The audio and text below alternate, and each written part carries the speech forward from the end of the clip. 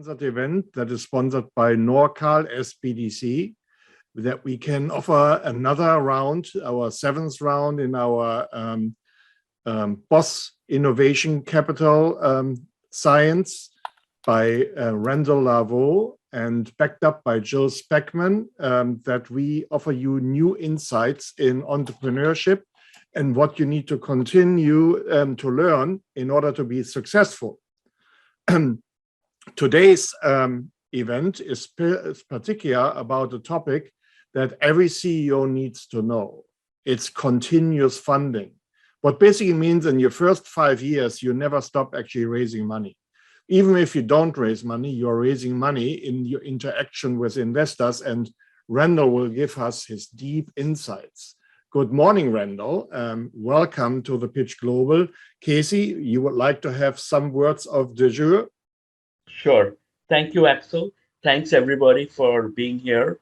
And a special thank you to our sponsors, NorCal SBDC, State of California agencies, for whom we are a satellite organization. The State of California is doubling total assistance from $500 million to $1 billion this year, and we are at the forefront of it. They are also backing our conference, where on the last evening and next day of TechCrunch, where the first year's theme is CVCs meets government grants, because we have been working with a lot of CVCs in our events like TDK Ventures, Micron Ventures, Lamb Capital Research. We just hosted JetBlue Ventures, and we are sure many of these people will show up. And secondly, we will also have funders, check writers, and influencers from State of California. This two combination is very unique. There is nowhere, at least in Silicon Valley, where such convergence can happen. So everybody here, please put this on your calendar. And before I introduce Randall, I want to specifically mention we have two very valuable members of our community who we respect a lot. So before they pitch, once Randall finishes, we want these two persons to also do like a brief, maybe few-minute masterclass. We want Tracy Hazard of Poditize, who is disrupting podcasting business, is going to talk about how maybe this event could be elevated through podcasting. And we also have Dr. David Mead, who sold his last company for 70 million, and someone who has a phenomenal background. In fact, in life sciences, particularly kind of entrepreneurs we attract are typically people who are serial entrepreneurs who have already raised 2 to 20 million or has previous exits. Because at that level, you cannot just go to an incubator. You cannot join a cohort. So Pitch Global will create a formally virtual cohort where leaders can come and participate. So thank you all for being here. And now it's my pleasure to introduce the co-founder of BOSS Capital Partners, BOSS Capital Partners have had 14 exits, including 2 multi-billion-dollar ones. And today, the presentation would be done by Randall Lavaux, co-founder of BOSS Cap, also growth expert, who was involved in their biggest acquisition, selling Magento to Adobe for 1.8 billion.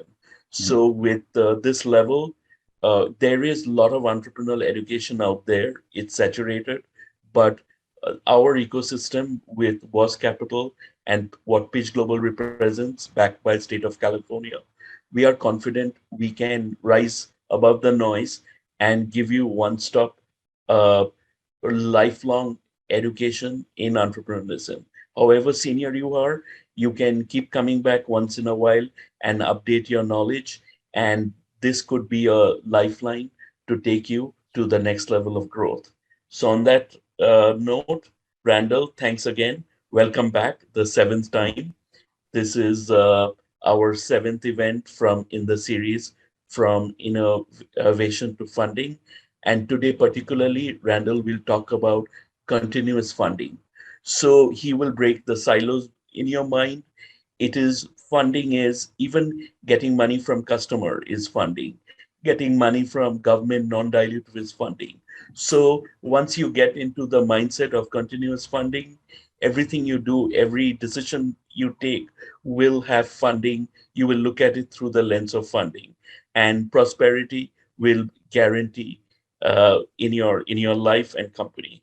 So on that note, Randall, thank you for being such a friend and supporter of Pitch Global. Floor is yours. Oh, thank you, Casey, and thank you, Axel. And happy to have so many people here with such credibility. Axel and Casey have been mentioning the folks on the call, so we're excited to share the floor with you. It's interesting, you know, as you were talking, Casey, I was thinking about the planning session that we did months ago, right, for this series. And little did we know, I think there was some rumblings, right, of a major market shift, but it's very timely considering what's happening in the market, the impact it's having on fundraising, particularly in early stage rounds for startups, and the timing of this presentation to end on funding. So I think this is going to be very helpful. We intend, if this is your first time here, to be pretty brief in these presentations. However, you know, myself, Jill, any of the partners at Boss Capital or Boss Startup Science would be available to talk offline. So if there's anything you like here, please reach out. All right, so we're going to be talking about funding. Really, why is funding necessary? When to fund? What should the funding be doing in terms of objectives and validation? What types of funding are there out there? We've identified more than 30 different sources of funding, over half of them being non-dilutive, which we're going to talk about how that funding path may make a difference to you and your early stage vision setting. And then how to protect yourself if you choose to go the equity route. Right, how to play and win against the house in a sense, to where you could fundraise, mature, develop your company, and still make some money at the end, not have the investors take everything. So let's jump in. About BCP, Casey mentioned this. We have a pretty good track record in this space. We've made 15 investments, 14 have exited. Our 15th is on the way to exiting. We've taken this approach and the methodology, which BOSS, Business Operating Support System, is the program and methodology that we use within our internal investments and in our portcos in order to either drive turnaround and change or just start from the right square in terms of like a launching pad into your maturity cycle. So we've taken that methodology, turned it into a curriculum, turned it into software to help manage and track KPIs that go along with maturing your business, and have packaged it into Boss Startup Science. So by way of you being on this call today, you get a license to experience the Boss curriculum and platform, anything from exit strategy to determining how to sell to who and when, right, is packaged within there. So excited for people to experience that after this call. My experience, I started out in sales, worked my way into marketing, eventually became a CMO at Magento. At the time, we were less than 100 million in revenue, owned by eBay Enterprise. We were bought by private equity, and then within 3 years, transitioned and sold to Adobe for 1.8 billion. In that time, I played CMO and strategic advisor. I was a consultant, kind of hired as an interim, and then ended up being full-time, but leveraged that into many other exits over the years, not only as an investor, but also as a founder myself. So I've sat in your seat and kind of understand the practicality of these processes. So let's jump into it. The first thing is we have to start with valuation, right? This is how you are viewed by the market, right? It's an artificial number typically, and it's a number set by M&A activity, whether in your industry or outside of your industry. And the interesting thing is, due to the bubble that existed prior to this recent market shift, valuation was a pretty big deal. If you were in Silicon Valley, you'd be able to walk into a Starbucks and hear people talking about huge rounds raised at $50 million valuations without a product, without revenue, right? That was the game. We've all known that that was kind of vapor and that wasn't going to last. But as of recently, we're seeing investors become very tight with their fundraising and releasing cash, and you have to prove traction, right? This word that we've all talked about, what is traction? Is it on the business? Is it in the business? We're going to kind of dive into that and show you how that can make an impact on your multiples and the valuations you're driving towards. So really what valuations come down to is, that's great. That's what my acquirer is going to use to determine my value. But how do I use valuations to drive my business? And really, valuations trickle down to what we call valuation drivers. There are typically 4 common valuation drivers: growth, retention, gross margin, and market share. This is your ability to capture share of the market. All 4 of these typically drive your multiple and valuations. However, there's different ways to look at this. For instance, growth could be looked at as customer growth, or it could be looked at as revenue growth. Depending on your sales cycles, the average contract value or annual contract value you have, this is going to mean a different approach, right? Revenue, if I'm selling a high ticket item that's, let's say, $1 million per sale, revenue growth is going to be pretty easy to attain with low customers. But if I'm selling a transactional product, I'm going to need to set myself up in order to hit the valuation driver and the valuation I'm going after, to be more transactional, have a lot of overhead, and sell a lot of products at a very little cost, right? That would be customer growth. So these become very important. And again, we're going to continue to harken back to these as we go through the presentation.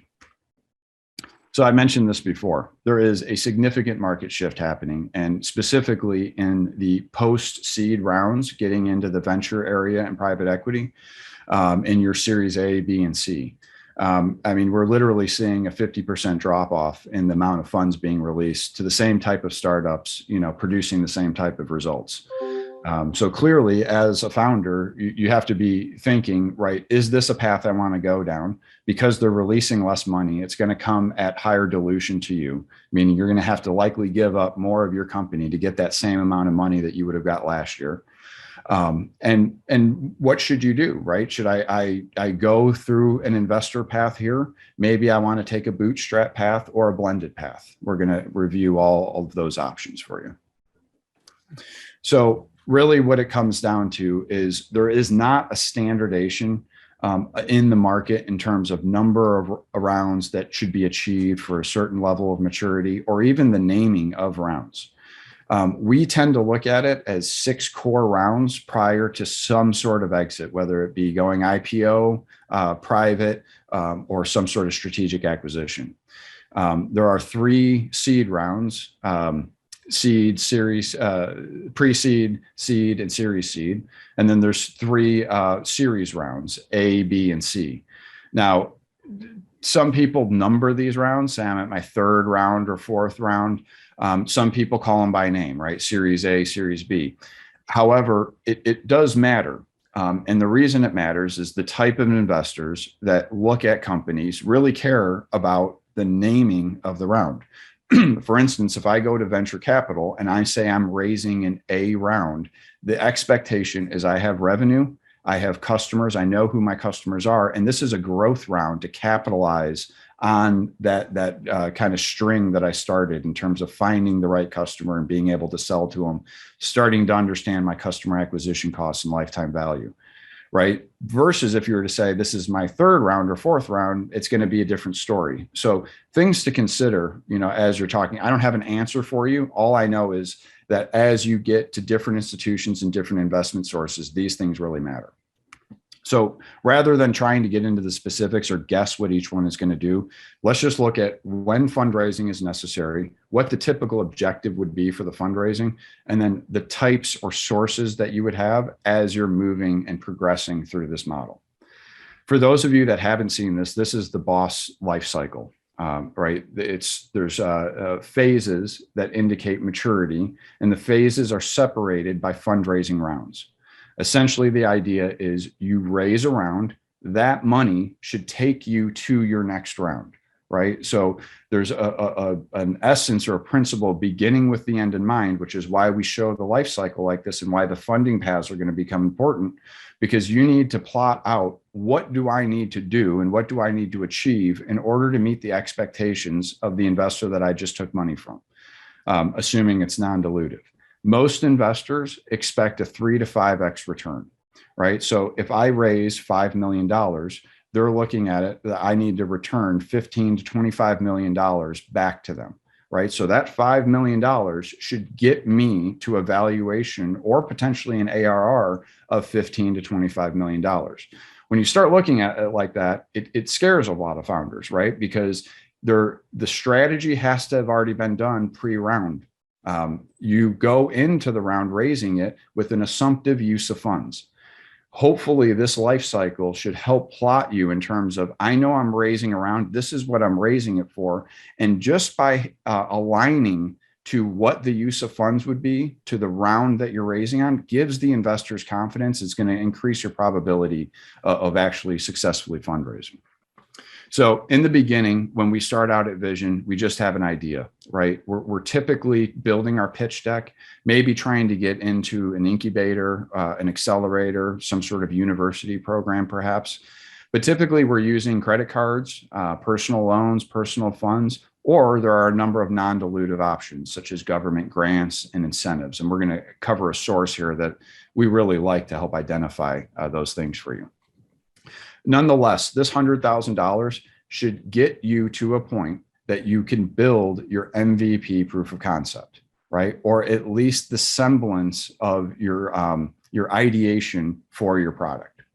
Next, you're going to be raising your next round, which is going to help you now bring to life your proof of concept MVP, minimal viable product.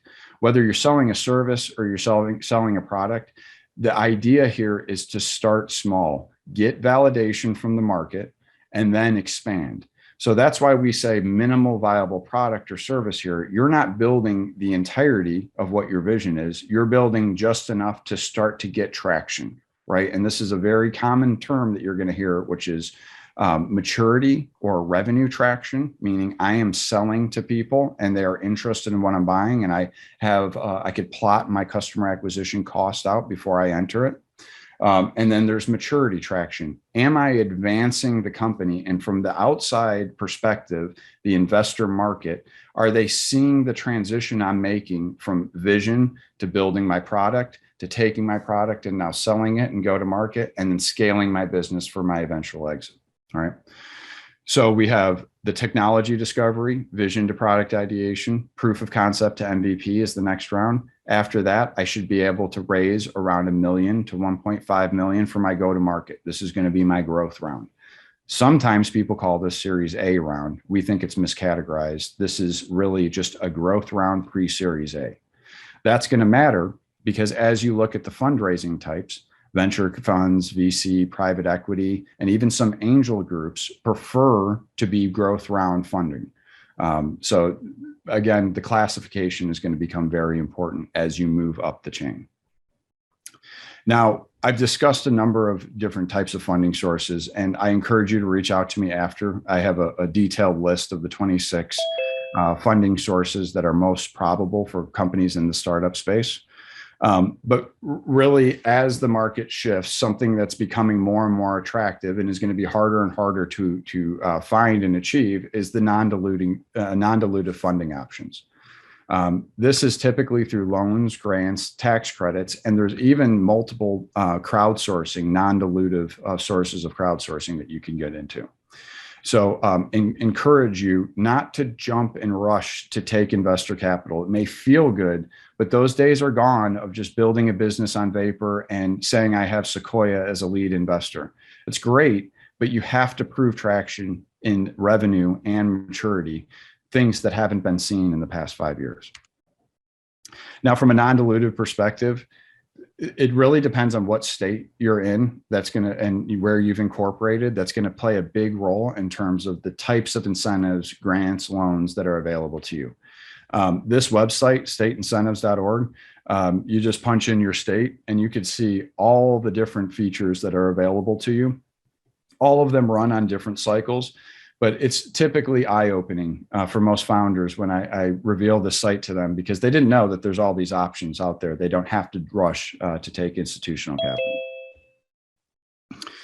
So after you've kind of seen this and have the context of why some of these things matter, why calling rounds and the type of investors and the type of vision you have or valuation drivers that dictate your vision and how you're going to grow your company really depend on your funding path. Are you going to have the funds, resources, people, money, and time available to achieve your vision through the path that you've chosen?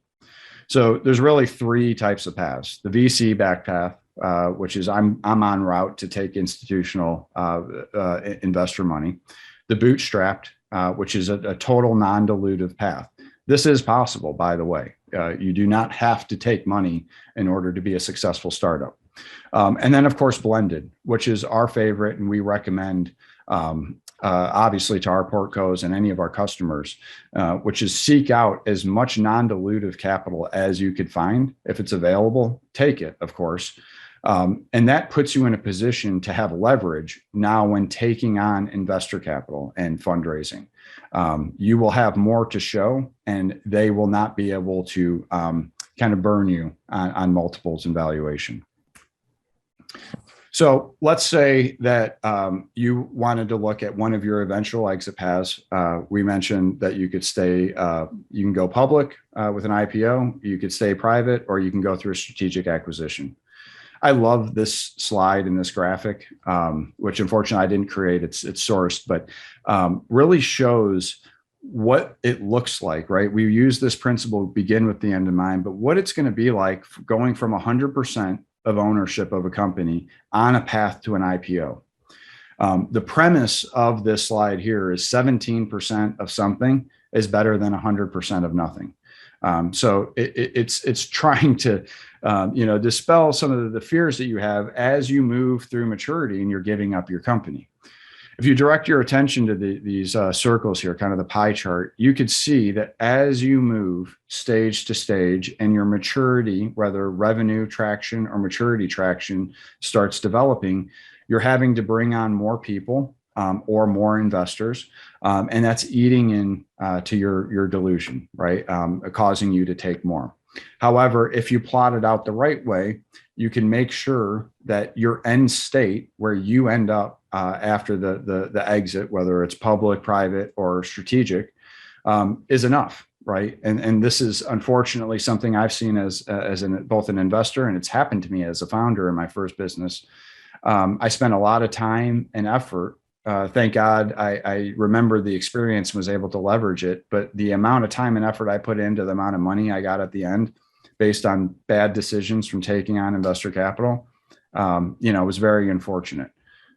So hopefully, this type of track and beginning with the end in mind is able to help some of you avoid some of these traps in the future.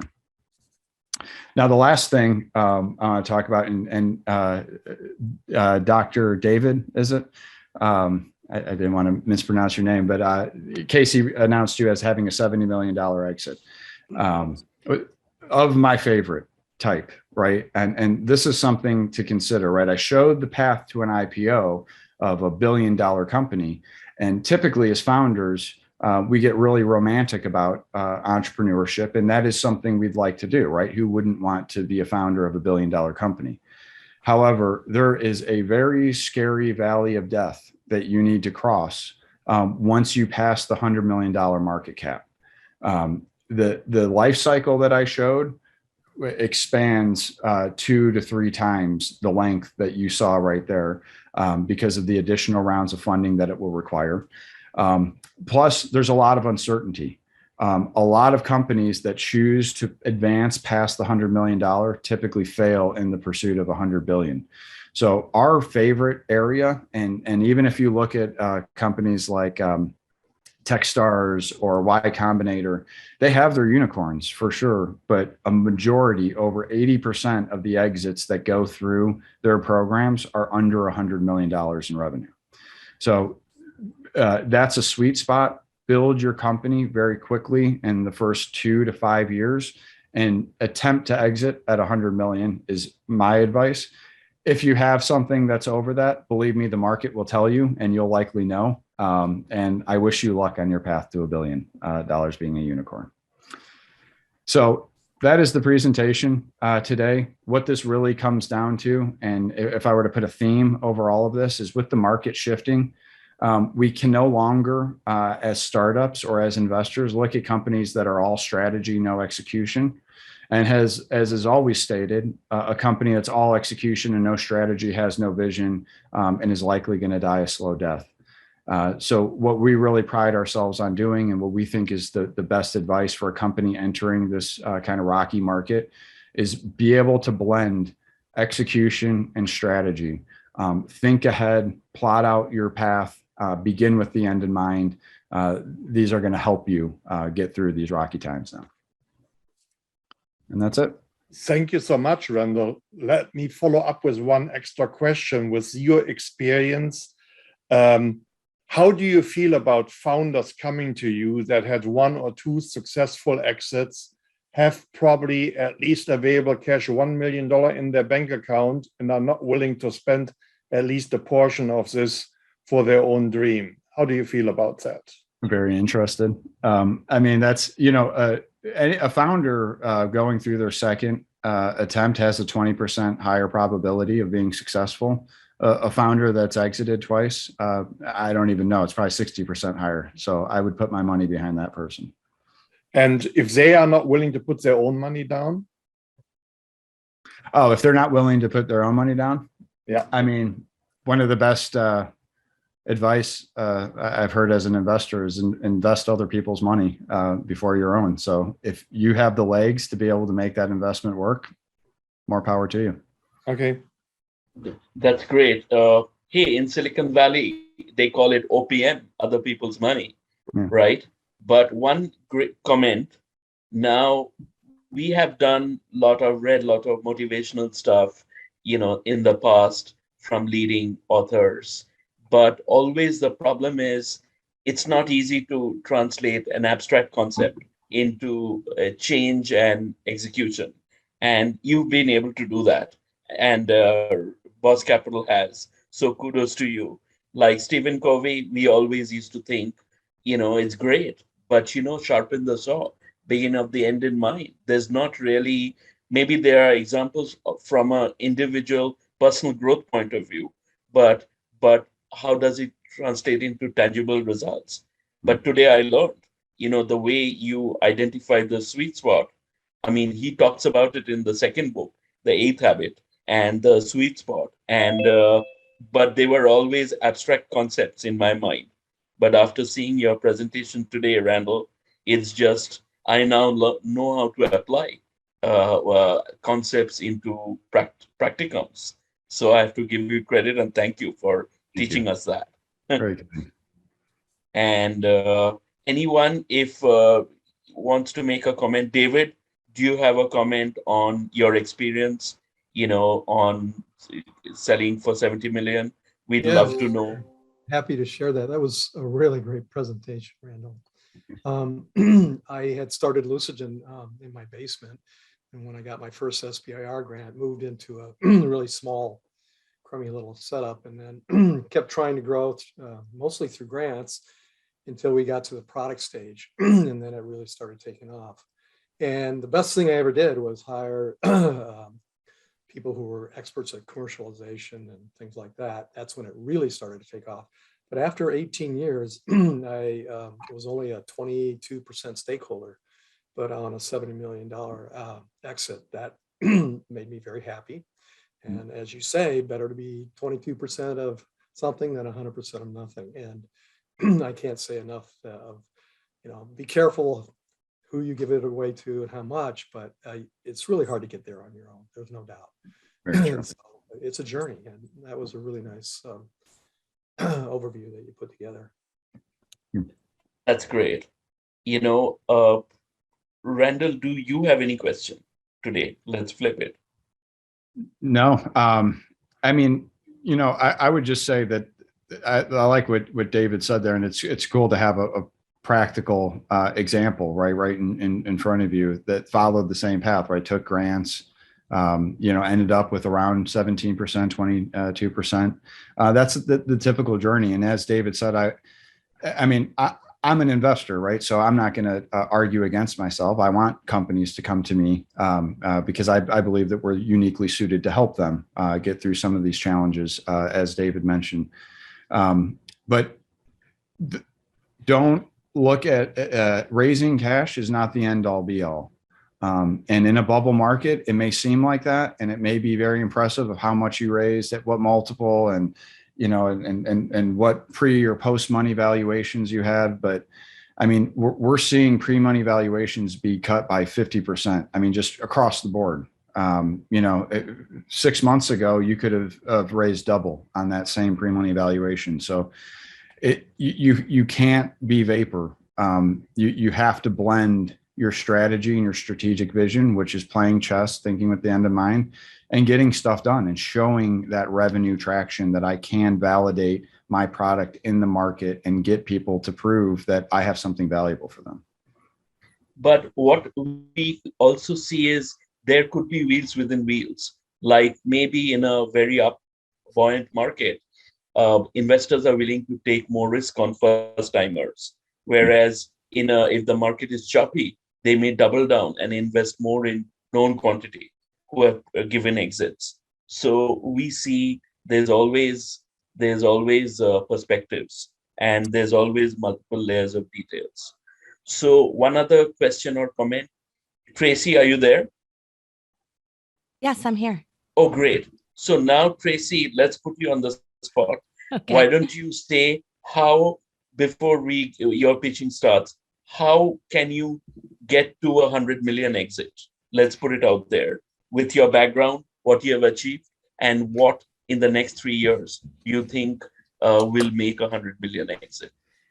Yeah, so Podetize is our company. It's Brandcasters Inc. Podetize is the facing brand. And what we've done is we built layers. And that's what I believed in for a really long time. It's what I write about, what I used to write about in my column for Inc. magazine, is if you build layers upon layers. And so we actually started with what continual funding built into our model of business. So we have $300,000 or so a year that comes from our clients pre-funding the purchases of their services and their products. So that's one of the ways we do it. The second way we do it is we do it by market proof. So we want to really prove that our product market fit is right, because when I was studying the markets as a columnist, and what I would do is I learned that product market fit made for about 56% of the failures in the early stages. So if we could prove that quickly, we could really get to a place where we know we're going to be successful. So now we know we have product market fit. Our clients are paying for it. We asked our clients to invest in it in a crowd safe. They did. So we had over 300 investors in our crowd safe, and 200 of them were from our own client base and from our own network. So that's kind of how we do it. But then we build trust. And that's really the key thing, I think, to the investment side of it. And as you build trust with your clients, with your vendors, with your partners, and with your investors, you can do that. And of course, we do that through podcasting because that's our model. So if we're consistently and constantly showing up for everyone, demonstrating care, building trust, and communicating extremely well, then we're going to be able to get what we need to build to that. But as far as getting to $100 million, our marketplace is growing really quickly. Our products are being layered as well. So we call it stacking S curves. So we're always on to the next S curve before the next one is sort of in decline in the marketplace. And we build our technology that way. We build our business segments that way. And that's really how I think that you can do that in a quick way. That's great. And I love it. Something I learned, stacking S curves, really love the concept. And it's so correct. Move on, to the next one before you start declining. So on that note, Randall, thank you for this very illuminating presentation once again, and look forward to starting the next series, How to Be an Effective CEO, from 5th August. And now we are going to start the presentations. We'll start with Tracy. Then when David starts, I'm going to hand over the floor to Axel. Yeah, let me just only insert something. People that are listening in, this is starting to be the time where we need your feedback. As we already said, Casey and I are very thankful to NorCal SBDC but we need to get our reviews in as well so that we are continuously being funded for these free programs. So I have put a link several times now in to the chat room. Please take your time and fill out the review process, and we will really appreciate this. Thank you so much. And Tracy, the floor is yours. You are muted, unfortunately.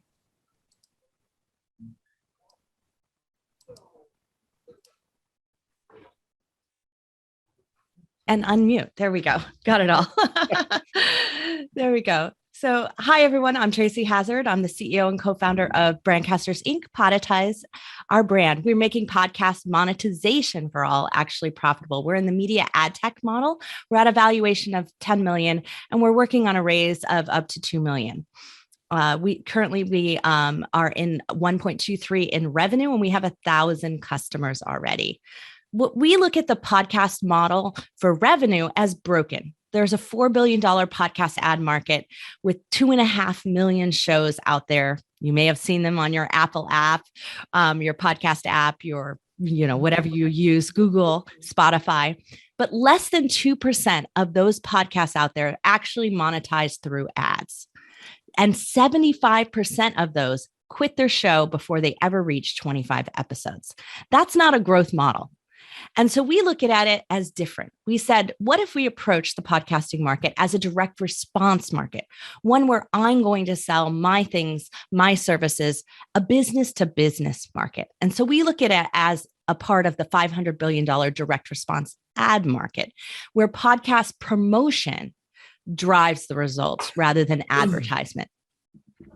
So Podetize is more efficient and impactful because we have SaaS, CAS, and MAS, software, creative, and marketing all layered together to maximize the value for all. This way, hosts can monetize with their own stuff early on, and maybe they will get to an influencer model where they can take advertisers.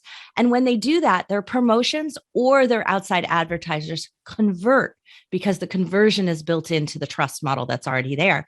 And then listeners binge and consume. And when we have listeners who binge and consume, they want more, they buy more.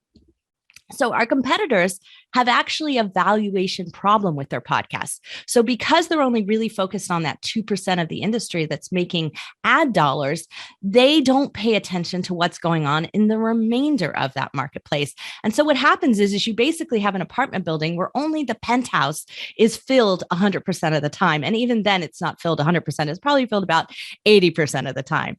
And so that causes a problem for them long term. Instead, we flip the model so that 80% of our building is generating revenue for us, for our clients, for their promotion partners, for wherever they're making money. It's working for them. And they're generating revenue by paying our services and our fees for our products and software.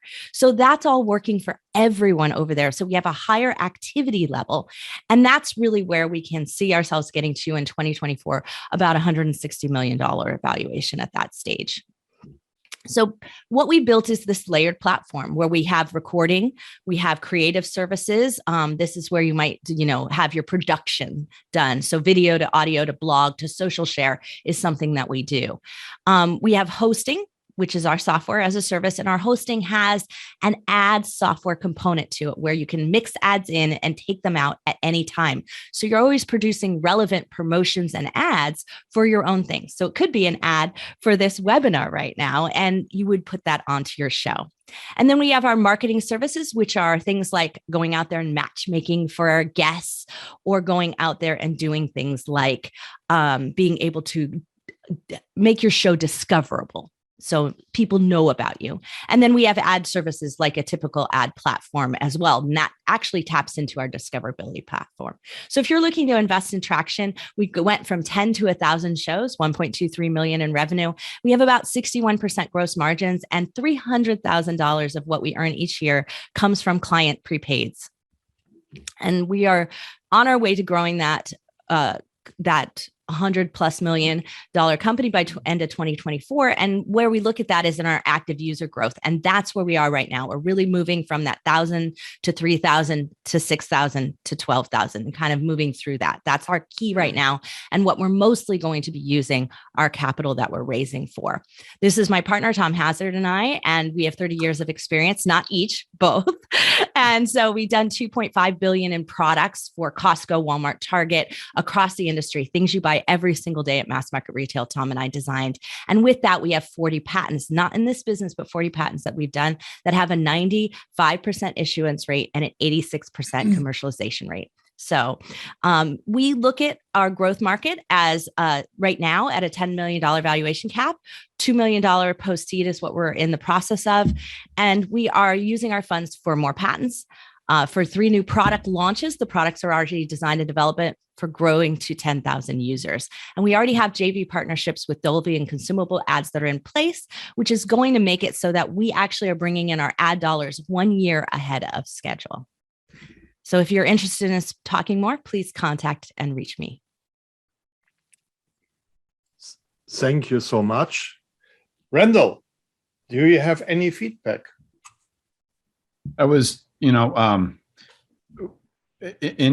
my career, I started a podcast at a consulting firm called Sales Benchmark Index. And it was like, as I look back, it was a lot of thought and time putting into it. But had we not done that, we would have not had the market reach and the attention in the market.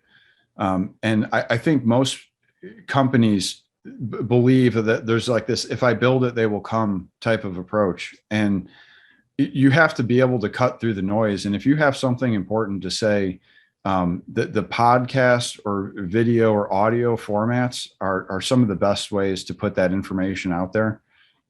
Tracy, I'm very interested in talking after about your. I would love to. And I'd love to hear about your podcast experience too. So. Yeah. So cool. We have a podcast through Forbes Radio too right now. And I mean, the returns on that are just unbelievable. So if you're not podcasting yet, get out there and just start recording stuff. You'd be surprised. People are way more apt to listen and watch something than read things today. So. May I ask a question in the subject matter? Sure. Podcast as just audio or podcast including the video, the visual? What's your experience? What is more successful? Such a great question. Podcast in its name, it's just audio. So when you go out on the players, that's just audio. But so many of them also have video involved in their show. About 55% of our customers do video as well. So we actually consider our model of podcasting video, audio, and blog, because if we don't reduce it to the written word, we're not as searchable and discoverable as we need to be. So we still do all of those for our clients. So they don't have to think about it. So the only thing you have to do is go on Zoom here and record. You're recording the video and the audio and let us figure out what to do with the rest, or we'll teach you how to do what you need to do with the rest. But I would recommend video because Google owns YouTube. So at the end of the day, you might as well get bonus points from Google. And I know from my wife, who runs a digital marketing agency, that videos on Instagram are much more open than just text still images, right? So that's why I said to turn the podcast into a video, you need to have some visuals going on at the same time. You do, but it doesn't need to be fancy. Like just us talking right here, like that's enough because we're used to that casual video model. It's fine. But video declines about 70% a minute in audience, where podcasting only declines about 17% in the first 10 minutes. So audio is a much more sticky media type. Okay, cool. Fantastic. Great. So another thing that I could add to that, because so when I would consult for startups, one of the things that I would do when they were having trouble just articulating their message, or right, what should my marketing be? How should I talk and communicate about my business? The first exercise is set up a recording and talk about your business into a microphone, record it for an hour. And if you could talk about your business for an hour, right, there's going to be some dead space and there's going to be some things that are redundant. But with that clip, what you should be able to take out of that is a white paper on your business, right? Because you've articulated what you want to do. You should have your pitch deck, your sales pitch deck come out of that. You should have multiple blogs come out of that. And then once that's refined, right, that helps get the message done. In Tracy's case, when you do a audio or video podcast, we're big fans of snackable, bite-sized pieces of information. So you take a 5-minute audio clip, you now have 20, 30-second little sound bites that you could use for social media and a whole bunch of other things. So it's a cool thing because it's an easy piece of content to create versus the written format, and it lives on forever, and you could use it in so many different ways. Yeah, our clients' biggest complaint is that there's too many clips, like there's too many pieces of social media content. So that's a good thing. Yeah, that's great. And Tracy, maybe before you logged in, I used that word. I don't know why. We were talking about America's SBDC conference in San Diego, and Greg, the founder of Boss Capital, lives there. So they'll have this conference after Labor Day. So it would be good if Greg is there, which he probably will be, to invite both of you and do like a podcasting demo in front of all the people from SBDCs around the country, because they may be interested.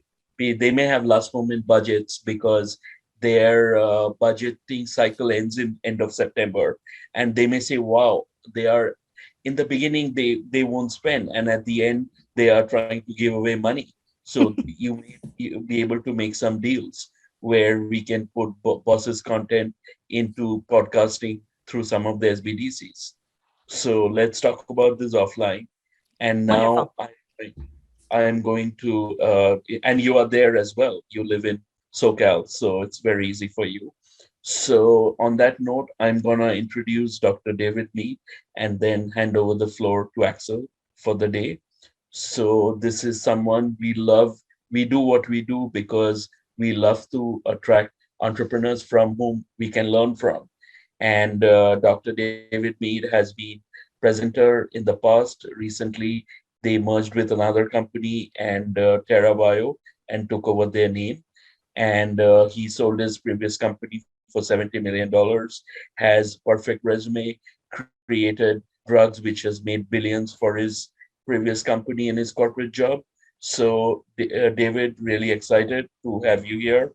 This is pitching with a twist, because this is also educational and we all want to learn from one another. So if you have any things you want to specifically comment upon, go off script. I mean, feel free to do that. Especially, we want to know who are your target investors, and especially CVCs, because we are doing a lot of corporate venture capital arms. We'd love to hear some of your comments about them as well. So floor is yours, David. Thanks. So should I go through the presentation or? Yes. Why don't you do that? Okay. So as already introduced, thank you very much, Casey. I'm the CEO and co-founder of TerraBioWorks, and we pioneered a next generation platform that reprograms microbes to overproduce billion-dollar bioactive natural products. And by natural products, I'm not talking about herbal remedies, but rather drugs made biologically, microbes, for example. Natural product compounds are $1 trillion worldwide market for therapeutic drugs, supplements, cosmetics, animal health compounds, and agricultural applications. We are the fastest and broadest platform producing natural products across multiple market segments. So here's one of the problems. Conventional methods for drug production and discovery are slow and expensive and can take years and even decades. For example, it took over 30 years to make penicillin into a really robust producer for affordable compound. TerraBioWorks can shorten that conventional process from decades to months, literally, using our novel genome mining tools. And we've done it over 134 times for clients worldwide. So again, we can do in months what used to take years and decades. Here's a case study where Professor Neil Kelleher at Northwestern University has spent 2 years trying to correlate this metabolite called stravidin with its DNA pathway. And with our collaboration, we did it in 2 months, a new world-class speed record. And there's thousands of customers and compounds that could benefit from this capability. Our users include large global companies, as well as some of the most prestigious universities in the world. And up until now, our business model was a contract research organization doing work for others. But in making some of these compounds for others, we realized, oh my God, there's billion-dollar molecules sitting there. Why aren't we making our own compounds and patenting their use for production to dramatically increase our valuation and provide a significant return on investment for our shareholders? So the thing that sets us apart is we have these really rapid genome mining, editing, and expression tools that are very different from what else is out there. Our DNA trap technology has been used to isolate pathways up to 150,000 base pairs. Each one of these dots is a pathway. Using conventional technologies, it would have taken a century to do this. So we substantially de-risked our technology, and other competitors are stuck with tools that are in the small size space, and that's why it can take years to achieve their goals. We were just awarded a patent for producing the drugs, which is a very serious bottleneck. I'm not going to go into the details, but there's a red colored drug and a blue colored drug. And if you use conventional technologies, it doesn't always work. And you can see it works really nicely with ours, with our expression technology. We are the only firm with precision cloning and expression capabilities to identify fungal drugs. We use bioinformatics and machine learning to link microbial genomes and their compounds. And this allows us to scale up the identification and production of these valuable drugs. We have 2 patents in this area. And this little project where we clone and identify these 2 pathways literally just took us a couple months. Again, old style stuff can take years. Competitive analysis, unlike much larger, well-funded firms, we can produce drugs from cloned pathways in 4 different expression systems. We can do this in Bacillus, Streptomyces, Aspergillus, and in gram-negative strains, which gives us a much broader capability and portfolio for producing these valuable compounds. We have 2 issued patents, and 1 is just now starting to be prosecuted. And these are great foundational patents, but the real money-making IP is going to be in cloning and expressing these compounds that already exist. And I'll go into a couple examples, and these are worth hundreds of millions of dollars. So our business model is to pursue these substantial market opportunities. And the 2 of these, cyclosporin is an existing drug that's been on the market for 40 years. It's a really hard to make, slow growing microbe.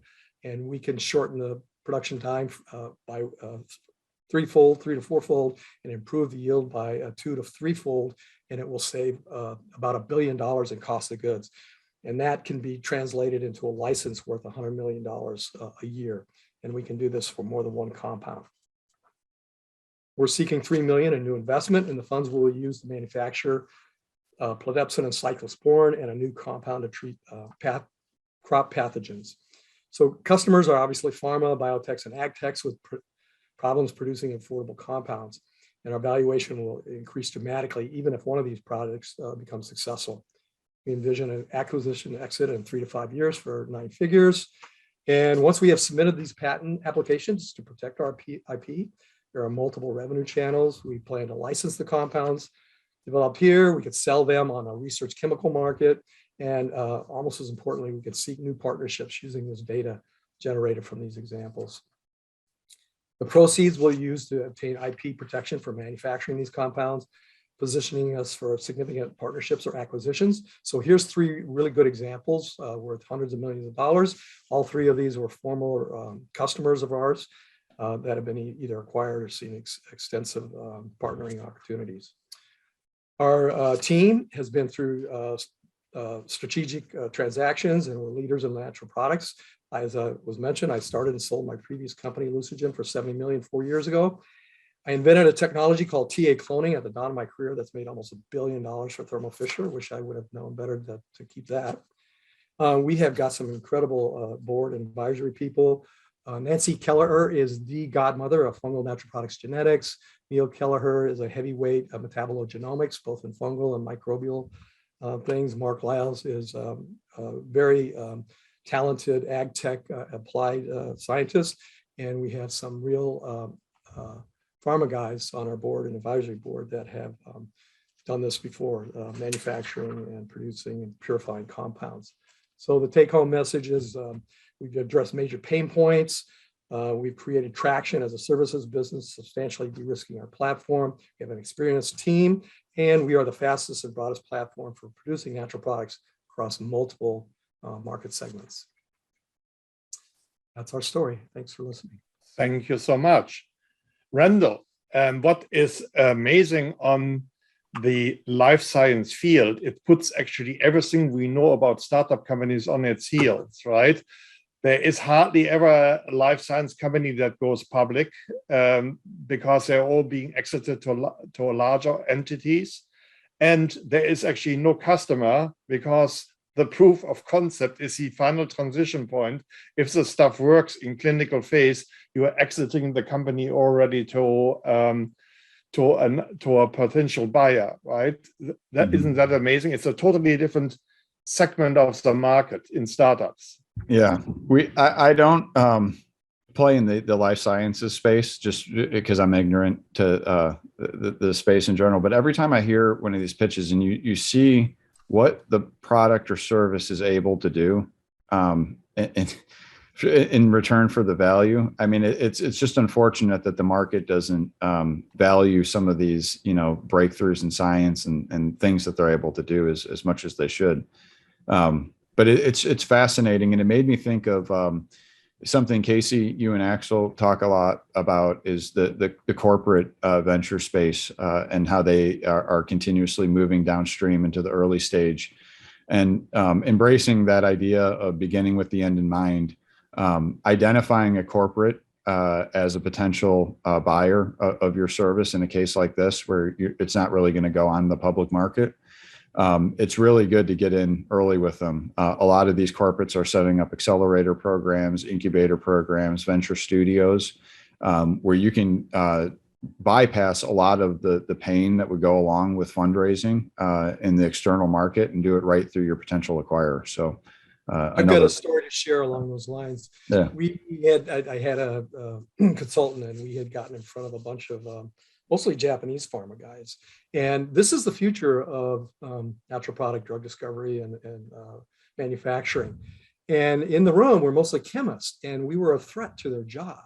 And so we were shut down and, hey, it sounds complicated. Hey, can you really do that kind of stuff? And we can just make this up in a big, nasty, toxic stew of chemicals that'll, hurt the planet and cost 10 times more than your product. So why should we work with you? It was that ridiculous. So you need a champion. You got to find the champions first before you go and talk to any of the chemists, is I think the moral of that story. Exactly. Very good point. I read on a pharma site in Europe that talks about clinical trial and the success rates, that from the idea stage in the life science, you have a ratio between 100:1 to 500:1 of success. So between 100 and 500 ideas that sound good on paper and have some potential validity fail through the entire process to the end for one reason or another. Well, that's why I like our business model. We're not going to pretend to play in this 2-decade, $1 billion drug discovery market. We can fix manufacturing problems now and get to revenues in a few short years, as opposed to the other. Yeah, fully understood. Great. Yeah. And David, since you're sponsor in our life sciences event, we will do our best to get you in with the keynote, who's from Takeda Ventures. They are world's largest Japanese life sciences CVC. And we see some of our other companies.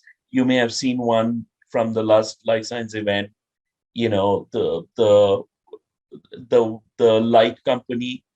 They were funded by Asahi Ventures from get-go, from the beginning.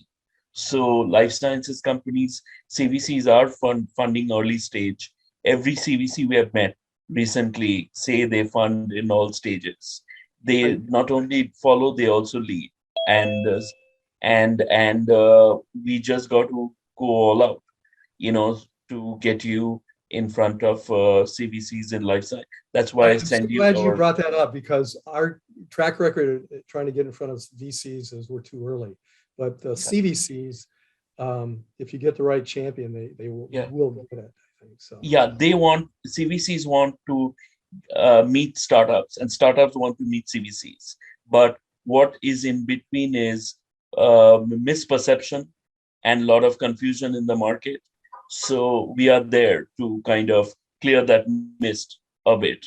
So and our values are aligned because we are championing that on behalf of state of CA, US government in Northern California. So and by default in other places as well. So I mean, we have gotten the experience, Casey, that more and more angel and angel groups turning more into a VC mindset. Some of them want $1 million interaction, which, by the way, in life science is not anywhere possible. But in general, they want $1 million interaction. So the CVCs are now moving into the space that has been almost abandoned.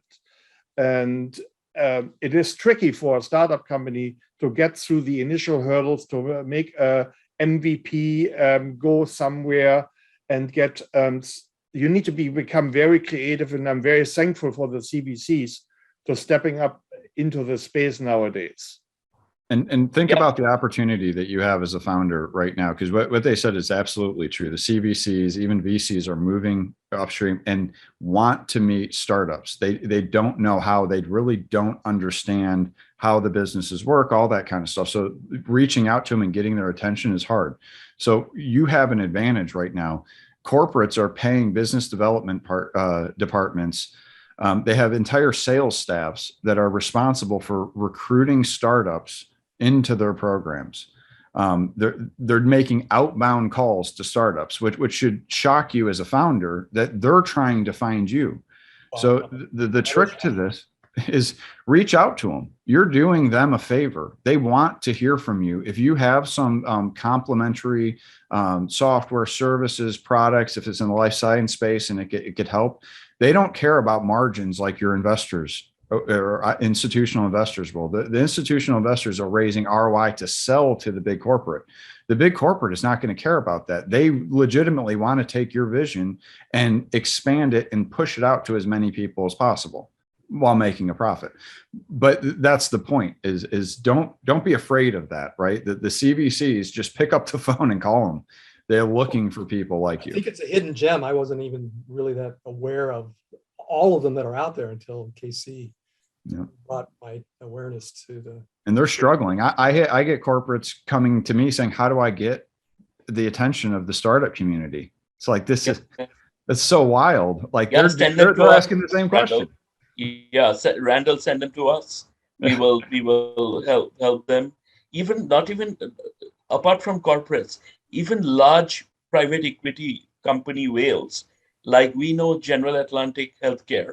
They have been in our event before, will return on 22nd July. And she's coming to Young Startups Conference in person. And I'm amazed, General Atlantic partners coming to Young Startups to meet early startups. But the key is all the categories are merging and changing. So we just need to, remove the categories in our mind and limitations so that we can get ahead of the curve and find the sweet spots where, as you are rightly saying, Randall, that CVCs, they don't know where to find startups.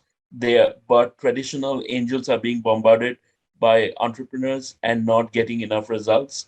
So instead of just looking what's in front of them, they should develop the peripheral vision so that they can get to the easy sweet spots. Yeah, and so two more points. Communication are extremely important. I have met many startup companies which were very due diligent about having a regular newsletter, maybe once a month, in which went out to all their investor prospects. So the conventional setting of certain startup companies is, I go to a VC meeting and I either get a term sheet or I don't. No, that's actually wrong. It's like a dating affair. And to have a regular communication, and maybe podcasting could be one role in this. So you create a podcast just for your interested investor community. If you show them how you progress, how things are moving forward, and they're going to see that they can trust your process because you deliver what you said and reach out, hey, I need help in this area. Anybody there? as well as here is what we actually did for the community. That is the key. I have seen many companies get funded after 6 to 9 months after successful continued communication about the progress of the company. Axel, that's a great point. We can create private podcast feeds. So if you don't want it to go out to the general community, we can actually gate it for you so that it only goes out to your investors, to someone who has the direct link to it. Fantastic.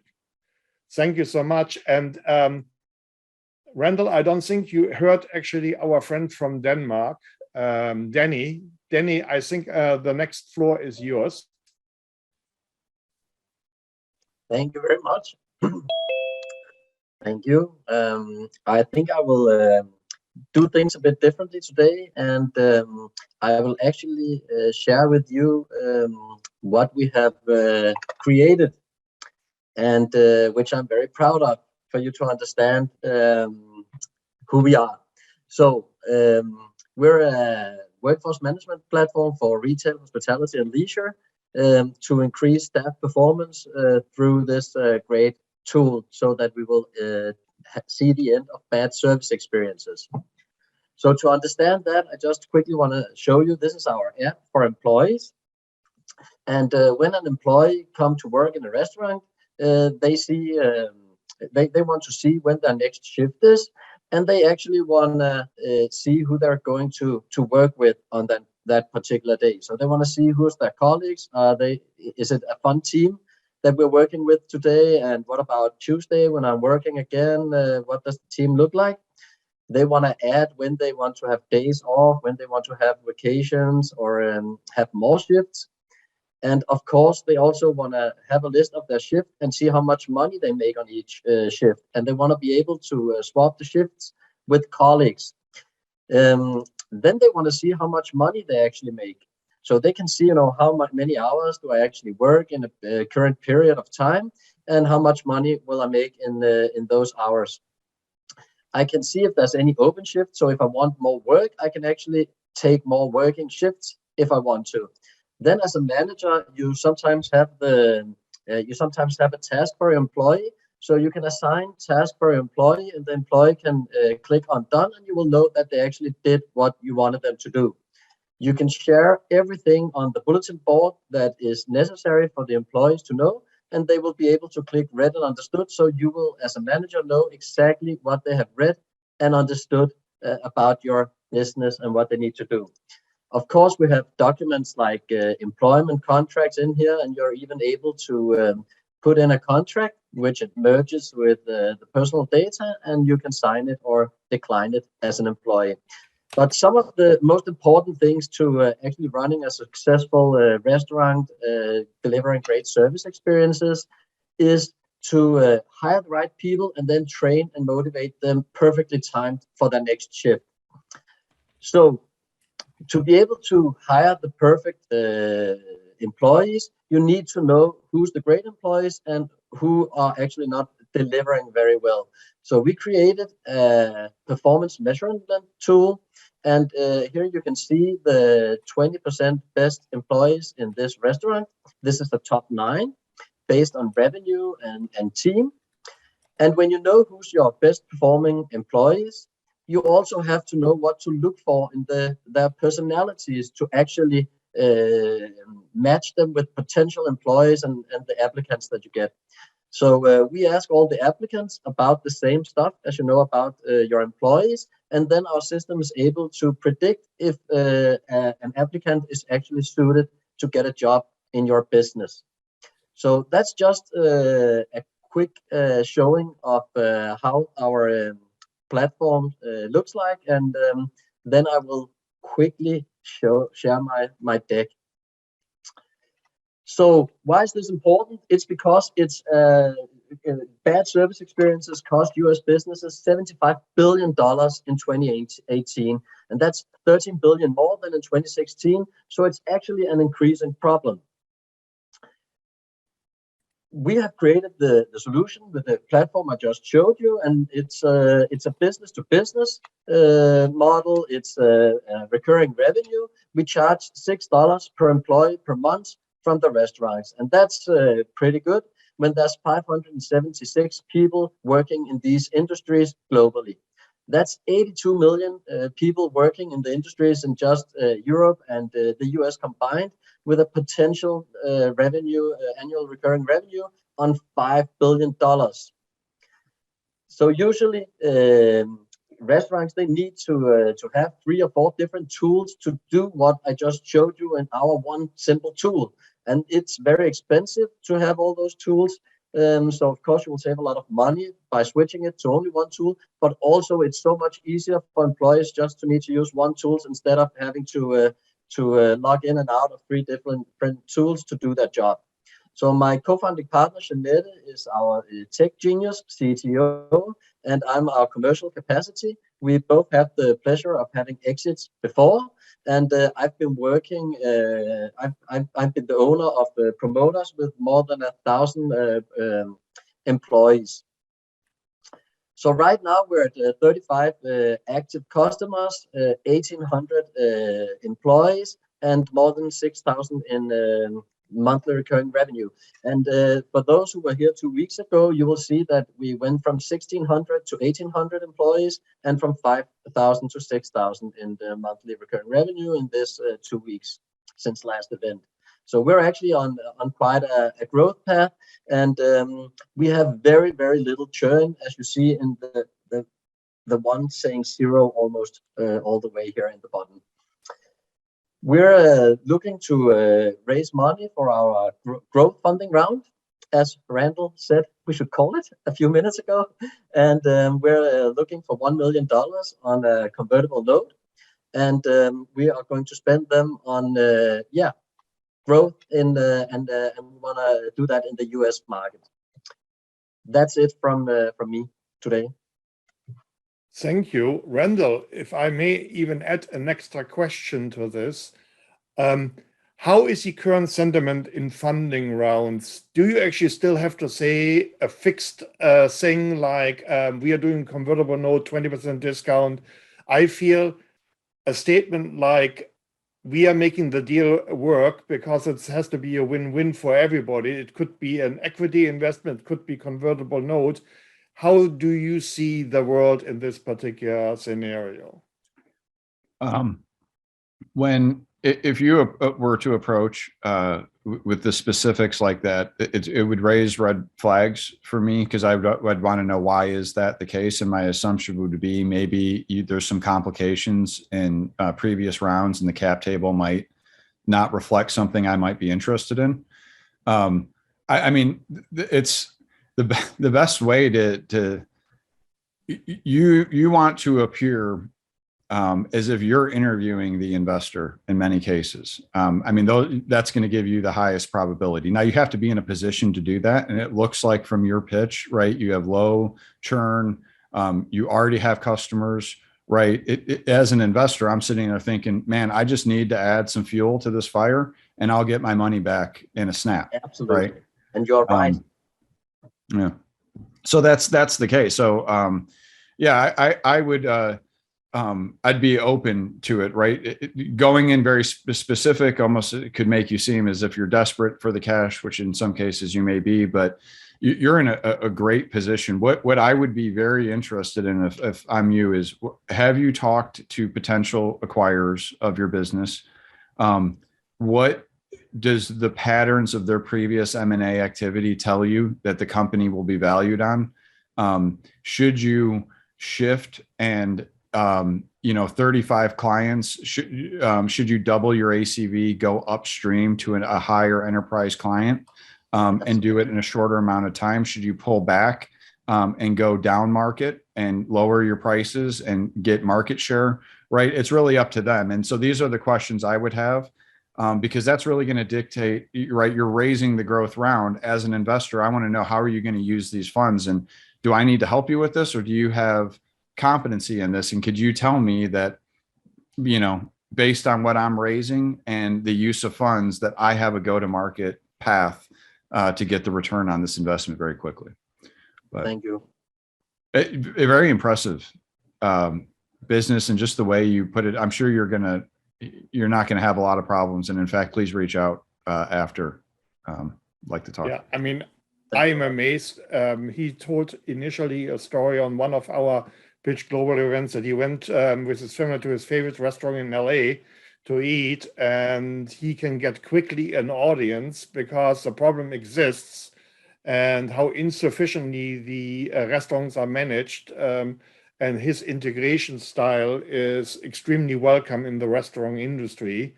And he just has to be in front of all these people, right? Podcast could be actually one to all the Wolfgang Pucks in the world. Yes, I'm inspired by that actually from this Yeah, meeting. So I think that could I'll be reaching out, Tracy. Thanks for connecting. Yeah. Thank you so much again. By the way, I had posted in while you all were speaking, another request that you fill out the forms. We had 2 that successfully did it. Daryl actually answered me that he's going to do it as always after the event, but I appreciate if it would be done during the event for most people, because out of mind, out of or out of sight, out of mind. So what we can do right now is much better. And let's go to our next potential pitch. I think read on the email, Steve Ferrero, you would like to actually give it a shot? Yeah, well, maybe just get some insight from you guys on our situation. So 3 Nano is a technology spin out of the University of Toronto. We're making a nanotechnology coating for windows. It's a totally transparent heat filter. So it separates heat from light. So light will reflect off the material, heat. Infrared and mid-infrared will reflect off the material, but the light will go through it. Now, the company was founded with $4.2 million back in 2018, 3.3 million of which was non-diluted and 900,000 in convertible notes. The company had 4 co-founders.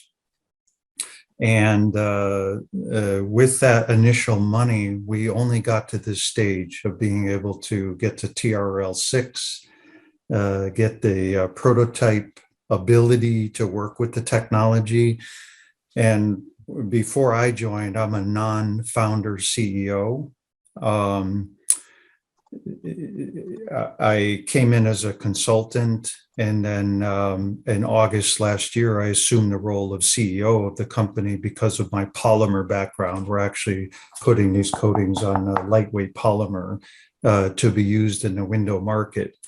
So we had 1 raise, and now since SDTC, Sustainable Development Technology Canada, provided a huge non-dilutive grant, we have configured, or the partners had configured, a second project to commercialize.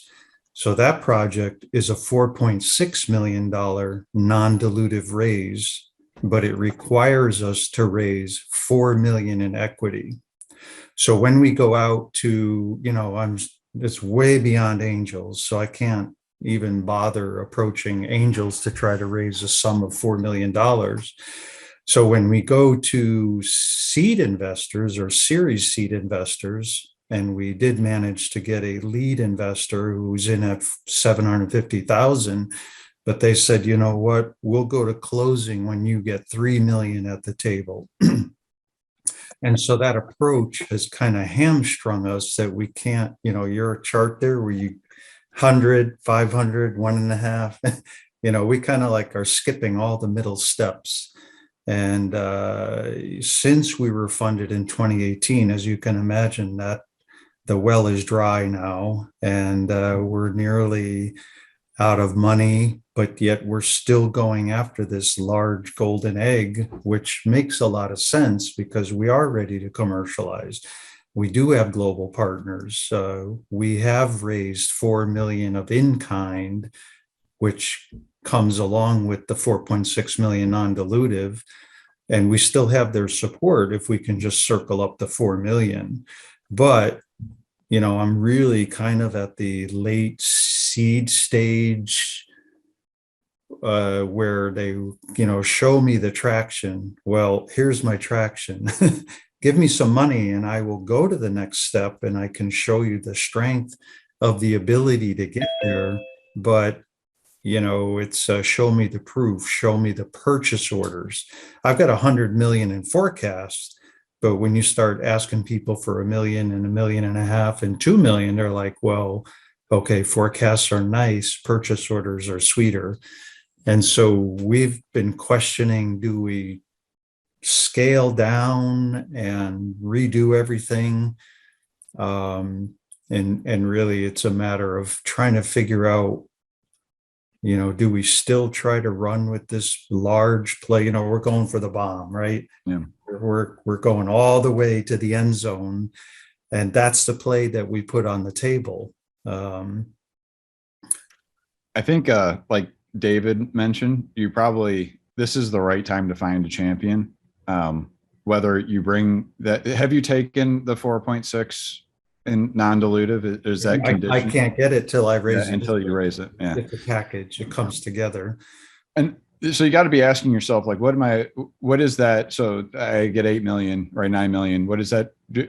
Does that guarantee sales? So the question I would have is if you gave your prototype, what you have right now, to someone for free, let them use it, and then attempted to take it away from them, do you think that they would resist and try to pay you for it? Or do you think it's a nice to have solution? Well, if they were able to then validate it in the field, and this is kind of the catch that we got stuck with, is that we need a small batch of money to do that next scale validation, to do exactly what you just said, to get it in their hand. We have people that want it. And in fact, the company has been pivoted away from glass onto lightweight polymer because we have a plan to get it into the window market. We have people that want to try it and use it. But I can't fill the gas tank unless I have cash in my wallet to do that. So I can't really show them what the car can do without fuel in the tank. And it's a catch-22. But to Randall's point, I believe the strategy and all your energy needs to find a corporate partner. Yeah. And so, for example, I could envision, and I have connections to 3M. They have a lot of activity and have a lot of desires, and they have an innovation department, and they have capital there, right? We have a few CVCs that could be potentially interested in this as well. I would go to every single window manufacturer. I could even consider going to automobile window manufacturers, because what's the biggest problem in gas consumption in warmer territories? That you attract a lot of heat in that tiny vehicle, and you have to blast your air conditioning. Right. Cost you 20 to 30% fuel. With the tendency of getting out of the high fuel consumption area. I would even go to Tesla, because the battery lasts longer if I don't have to run the air conditioning, right? And we can do all those creative in this process and put all your energy on this versus trying to convince a conventional VC to give you $4 million to match the other funds. Yeah, so the strategics all say, when the business proves the case, I can write you a check. So we've got 3 giant strategics that will write us a check when we're at that next stage of you validated it. And to the point of segmentation earlier in this presentation, who is it that you're going to be able to make traction with first and the fastest? And we screened, you talk about high risk and difficulty. Automotive is not that quick thing to get involved with. It's really labor intensive. There's a ton of IP you have to get around. There's lots and lots of testing, whereas in the architectural space, it's a little easier and quicker and faster. And we've kind of already segmented that this is the opportunity for us that we can really focus on. It has a use case. If you go from a single pane window to an R8 window, you'll save 78% of your energy costs. And we've modeled that, and we can prove that. But really, I'm stuck with kind of running out of cash. I do have a bunch of VCs at the table looking at it. Summer is a bad time to raise money, but I'm pleased that I have enough, climate, VCs with dry powder that are looking, but I've got to close by August because the SDTC money is released in September if I do the closing. But I also need some bridge funding at the same time. So it's like these three balls in the air that are trying to keep my head above water. How much do you need to get it in the hands of one of these people? Like if for one customer to prove validation, do you need the 4 million in order to produce these? No, I only need, if I could have had, if the lead investor would just give me the 750 they committed to, I'd already have the prototypes and I'd be holding up windows. So there might be a way to do that I could share with you offline, but there's a concept of a user advisory board and exit validation testing that you could reframe this to the person, because I don't think that investor realizes that supposedly lead investor at 750, that if they got in alone without 3 other investors and a government grant sitting overhead, they have a much better opportunity as an investor to capitalize on this than, they should be floating you to that person, right? But you need to get validation from that customer that I will use it. And if it does these things, I will continue to use it. And likely I'd go in there with them and say, hey, so the full price, 100% is this, but I'm going to give you a 90% discount just to start using it. Now, after a year, I'm going to pull it back up to 100% or 80%, right? But, and that's going to be the thing. You're going to be able to say, if in a year I try to take it away and they don't fight, I don't have a product. I should not pursue this business anymore, right? Sometimes no validation is good enough. Right. I think if they were to have, this in their portfolio and be able to sell it, that they would not want it taken away from them. Yeah. And they could do a much better job than you could with your 8 million, and pushing it, because likely they have $100 million budgets to push this idea out, right? They don't care about margins like you do. Right. So, yeah. And what about conditional purchase orders, which are very clear defined? They are all shying away because they don't have to buy anything if you can't deliver. Correct. And we have asked, but then the guy said, you know what? I don't have a working prototype of the scale that I need in order to write you that purchase order. So we've kind of tried all these things and made these approaches that are put on the table, but there's always a but, but you didn't give it to me in 1.6 meter wide, you didn't give it to me on my substrate. And I can do all those things once I have money. Axel, to add to your point, remember the company which was our sponsor in CES in Vegas, they were spin-off of RPI, pretty major tech school upstate New York. And Volvo invested 9 million in a very early stage. I hear, yeah. So the thing is, our experience is with university spin-offs, some of them are raising money from strategics earlier on because the research is backing it.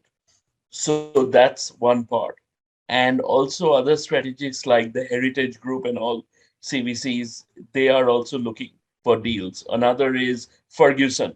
These kind of people, more we connect with CVCs.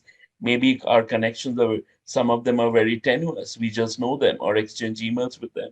But we are kind of getting there slowly.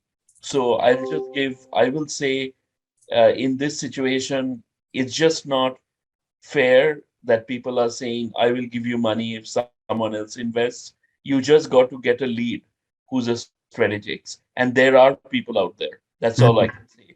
And if some state government could be one, then OEM manufacturers in China and all, they are manufacturing products. Maybe your capex can come down if you can lease it instead of buy. There can be zillion things. So I would say try to your best bet is talk to strategics and make a sweet deal with them. All right, Axel. So we actually, Heritage Group was on our list and they said, we're focusing on healthcare, but I thought they were perfect. We're a Toronto-based company. There's a whole bunch of Toronto-based VCs that aren't coming to the table. Yeah, Send us your deck. We can send it to our dear friend Mira, who's also a sponsor. She was a deal flow chair of Kiritsu Forum, and she's Okay. based in Toronto. So Okay. just email the deck and we'll at least send it to her. Okay. yeah, you can. You have also my email address. We can, after the deck, which I will review, I will go through my list of connections and see whether Okay. we cannot find and pull the lever somewhere. Okay, yeah, I mean, it's got to be out there. Okay. With the deck, one of the requirements, please Mhm. send me a list of 20 strategics that you think, and don't judge strategics purely by the fact, you know, if one of our CVC contacts in the automotive industry sees that vision that I expressed, then don't go about the complexity it takes. Right. Just take their money and they will help you to get it through the complexity, right? So it's just a question that we brainstorm together on what the best path is. Right. Okay. Yeah. I mean, we even have a demo where, you know, we put a frozen windshield in a, you know, -7 chamber full of ice, hit the button, 6 seconds later, the ice comes off, stays perfectly clear. Excellent use case for, you know, EVs, no blower, no heater, keeps the fog off, de-ice, defog. It's super. There's a million things we can do with the technology. We just And it is quite possible that that you might have actually better traction in Europe than you have over here. Yeah, I know. The thing is, when you see on the energy bill what people blow through the air conditioning system and the inefficiencies, even in big corporate air conditioning systems, but there is a much higher consciousness just already by the look. In Germany, they built double brick, right? They have a cinder block and a brick. Right, right. The window is the weakest point in the here. It's not the window here, it's the damn wood construction that you do not improve, right? So Right, even if right. you have perfect insulation on the window, Right. the wood building irradiates heat for the rest of today, which means it attracts the heat also quite well. Yeah. So now I would even pivot this from just the coating on the window to a coating on the whole stucco. If you could spray coat a building, a home or an apartment building, you had a higher degree of heat insulation at that point in time. Right, right. Yeah. Just randomly talking, but let's brainstorm about this. Okay. I find if I would have the money, I find it very attractive that I can double my Mondays through the grant and putting it in. There is a storyline to be had. So, yeah. No, we easily have a path to a $200 million business by 2026 once we get off the ground, and that's not including the automotive. That's not including many of the segments that, because it's a transparent electrical conductor. It actually has 1 ohm per square, which is, you know, ITO can't even touch that. So I see a lot of help coming in from the chat box. I will follow up on those, and I appreciate everyone's support. And just to that point about energy efficiency in Germany, it's the land of warm beer, which Americans find strange. Yeah, but then on the other hand, if you're a wine drinker and would you want to drink a 32-degree white wine, right? That's also not, or a red wine, it's not palatable, right? It's the right temperature. And by the way, there is also a way that I'm thinking of, especially out of the European environment, that potentially builders could have an interest in investing. We have in the Pitch Global community an elevator company that has stringless elevators, and I brought them together with investor opportunity that are actually home builders, and they see the value in this particular product. So we need to widen our horizon of what the potential investor community could be, and then please take advantage of Randall. It sounded like he had actually an immediate idea. So this consortium here of people can potentially bring you forward to the next stage. Okay, yeah, because we have great potential. We just have to survive this. I little- I understand we have been all there at one point in time or another, Okay, and yeah. it's about that no stone should be kept unturned. Mhm. All right, so I'll yield the floor. Thank you. Okay, thank you. I see a few more names here today. Is anybody else wanting to give it a shot in their pitch right now? I'm interested in pitching. If there's any way I could go now because I do have to go somewhere, but I'm Yeah, interested in. Sean, please go ahead, share your screen. Okay, I'm just on mobile. I'm going to try sharing the deck on mobile. I don't know how well that's going to go, but I was just going to talk to you about it anyway without showing you this one time. I'm just in between getting a laptop, but I should be able to. Is it sharing right now? It shows the. No, it's not. Just utilize your time and speak to what you're doing. Okay, so it's called Green Air, Smog-Free Los Angeles, Smog-Free World. The idea behind Green Air is to start by initially funding projects that are already going. There's one project called StudioRoostGuard.net that builds smog-free towers, a project that they've already completed, have multi-million dollars into. It's extremely established. That one, I'm not so sure we'd be able to invest and get equity with. Just listen me out this whole plan because it actually is pretty good and gain a lot of momentum. It sounds just kind of like an idea at first, but again, so it would be a government grant for StudioRoostGuard.net. I want to start by building at least one of those smog-free towers in Los Angeles in a park there. That's the plan through government funding. And then there's two Harvard startups called Singularity and Metalmark that I want to invest and get equity through Green Air and work with them long-term, where they have decarbonization technology, rating of air pollution and whatnot, those two specific companies. And there's a bunch of other ones in the background. If those went well, I'd be interested in funding in the future. What I've been told about it is that I should possibly get this LLC started in another country because it might not work. It might not work to just fund other companies in the US. They said it'd be a specific process that would take a very long time. But international, it would be easier for people to get equity and whatnot. That's what I've heard so far.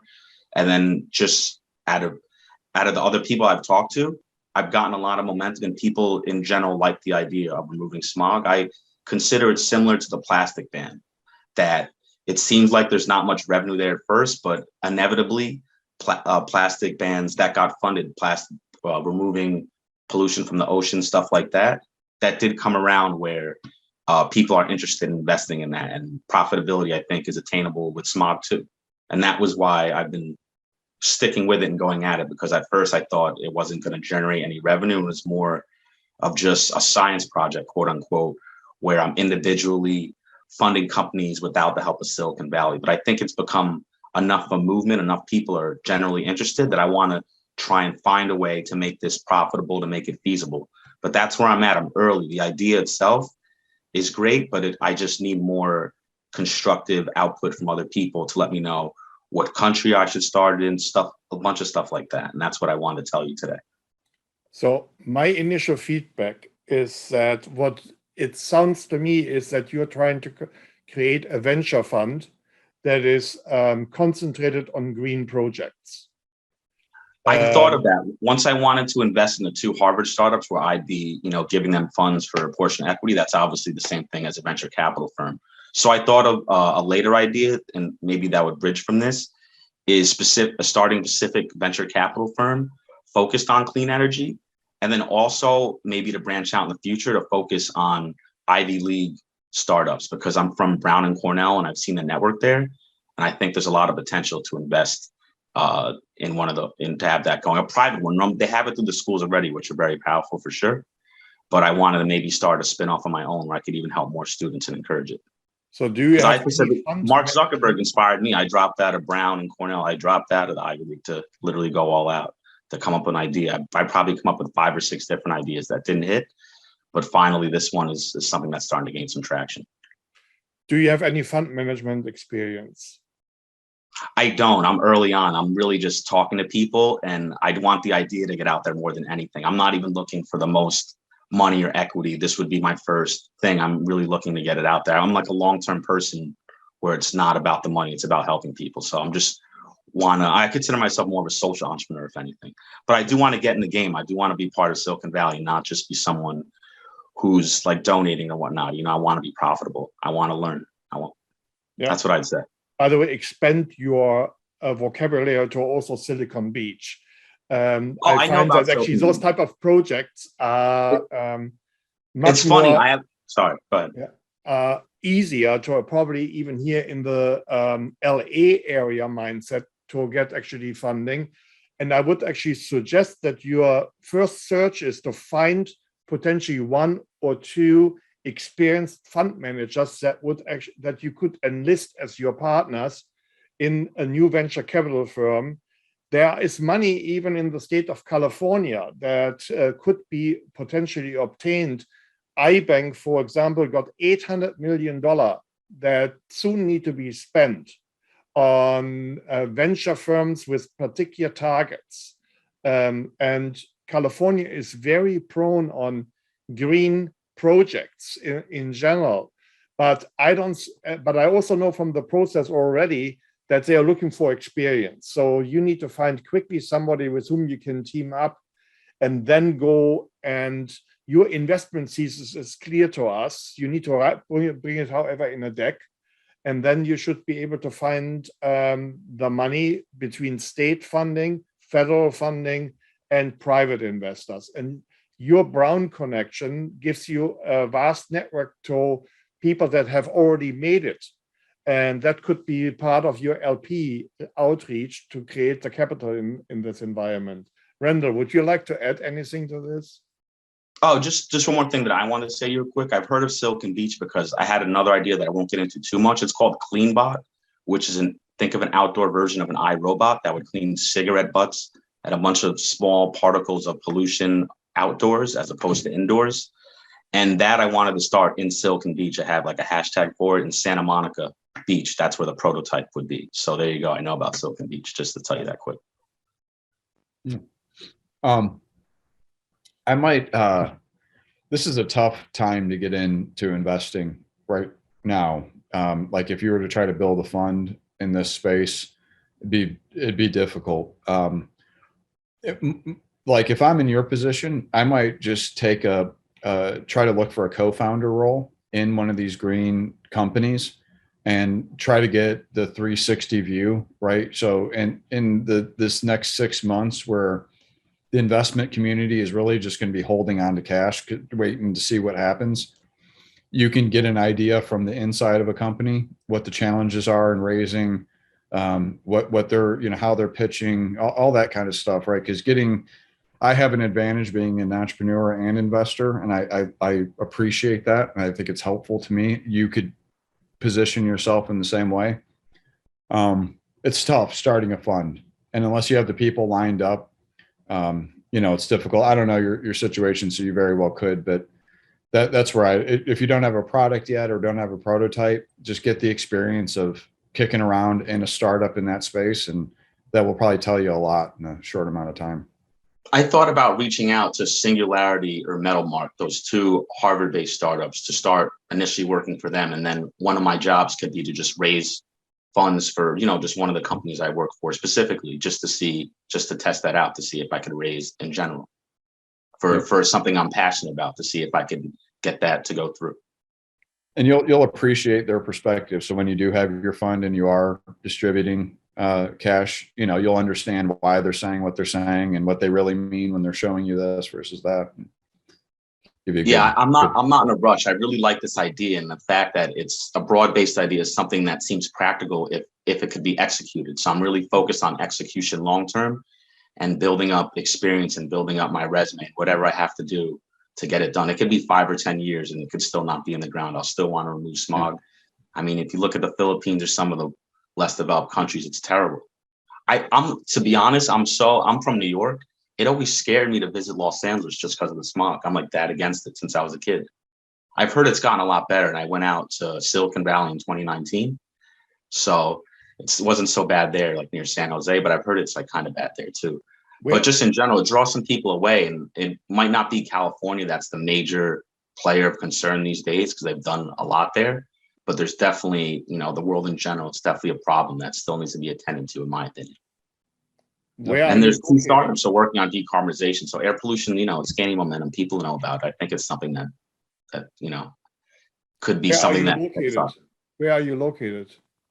I'm located right now 45 minutes north of New York City. On LinkedIn, I have all the startups listed in San Jose, so people know it's for Silicon Valley and everything. So they're not listed in New York. I'm looking to possibly relocate there in the future if that's what has to happen, need be.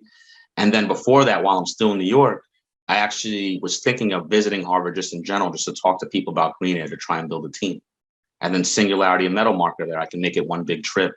And then, I have those startups to talk to about green air too and about working for them. But I'll tell them, hey, I'm going to also separately talk about it just on campus or whatnot. And I let them know, and I do some separate thing where another option is to reach out to Tracy and just start building your brand in the space through a podcast. Yeah. Okay. I had a previous podcast. It was brief. It was called The Current Events, about current events. So I've done that in the past. So I already have a little experience doing that. It wouldn't be the biggest deal. Okay, thank you so much. And given the time where we are, we have one more opportunity if somebody wants to actually give it a shot to present themselves. Sure, I would like to. Yes, please go ahead. So let me try without slides first, see if it makes sense. So I'm working to convert dairy operations into renewable energy gas hubs, and not renewable natural gas, but actually hydrogen and carbon oxides. Right now I'm focused on trying to work on we have about $24 million worth of LOIs signed at this point in time, and we're working with some of the largest dairies in the United States. So there are 9 million cows in the United States, milk cows. We have about 400,000 of those signed up, if you will. And so that's a decent percentage. Right now, what I'm trying to do is I'm trying to figure out the project financing and the offtake agreements for the gases, because then once the offtake agreements are done, we're kind of the entire business model lines up and is signed up. So what I've done is I've focused on getting the business model done first, and then I'm also now working in to create the equipment. We're essentially using oil and gas technology. So it's what you'd call a deep tech hardware type company with a significant amount of capital expense. We're modeling at about, per instance, per unit, about $8 million worth of project finance would be needed at our current modeling, with the generation of about $400,000 per month in top line revenue, reasonable margins on that. Our plan is to share some of that good part of the margin with the dairy operators so that there's an incentive for them to do that. The reason that we are different on this is that $8 million includes the water treatment capability, which means we drought proof the dairy. Because today, if you have a dairy, and if you're a SoCal gas and you're depending on the dairies to provide renewable natural gas, you'd be on a slippery slope because the dairies are going out of business due to drought conditions. Whereas our technology would be the way to prevent the dairy going out of business by reducing the water consumption dramatically. So by drought proofing the dairy, we are locking in the feedstock to produce the high value gases. The purpose of my comment or the request over here is to think about how to approach project financing. At this point in time, I'm not looking to actually sign up any more customers. We have too much customer activity for us to handle. In terms of fundraising, we're good for a couple more months. We have a couple of incubator things and finance coming in that will take us for a couple more months. So I'm also looking to start introducing ourselves to the right class of investors. In other words, we honestly will not have time to work with investors who have small pockets. We have to have investors who have at least a couple of hundreds of millions of dollars or billions of dollars in dry powder. Otherwise, it's a waste of time. So we need to really break through to that. And I'm trying to understand different perspectives on project financing. Have you identified who these investors are? We have been looking. We have not yet started to identify them. I'm just starting to create the initial list. Generate Capital is obviously top of list. Mm-hmm. and lower carbon capital is more venture than project finance. So it's right now I'm just going through the list and trying to separate into project finance groups. We've also recruited Baker Botts, which is the leading law firm in renewables, as a legal partner in that area. So just starting that process. Been working on prototypes and technology, so it's only shifting limited manpower time, right? So it's this Monday is when we started looking at, okay, who do we talk to in project financing? Because now we had a much better idea about the costs and scale, and the techno-economic models lined up. So we know this also has the ability to appeal to the green economy, because there's several thousand CO2 tons equivalent being removed and a significant large number being avoided, plus all the side benefits of water saving, groundwater pollution mitigation, and everything else. It ticks the box in a lot of investment criteria for ESG type funds. But I'm trying to separate between the venture and the project finance.